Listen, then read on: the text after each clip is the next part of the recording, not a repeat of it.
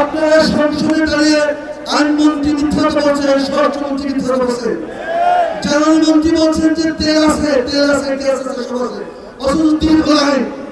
এইসব প্রতারণা করে শেখ হাসিনা টিকতে পারে নাই। ফেসিবাদ দাঁড়ানোর জন্য আপনারা কথা দিয়েছিলেন যে সরকার যে গঠন করুক না কেন, অন্তর্বর্তীকালীন সরকার যে জুলাই সনদ তৈরি করে দিয়েছে সেগুলো আপনারা অক্ষরে অক্ষরে বাস্তবায়ন করবেন। কিন্তু শেখ হাসিনা ফেসিবাদ যে উপসর্গে যে জ্বরে আক্রান্ত ছিল, তারা সাংবিধানিক কাঠামোর মাধ্যমে সব করে সেই জ্বরে আক্রান্ত ছিল। তারা কথায় কথায় মিথ্যা কথা বলতো, সংসদে দাঁড়িয়ে মিথ্যা কথা বলতো। আজকে এই সমস্ত উপসর্গ আপনাদের মধ্যে দেখা দিয়েছে।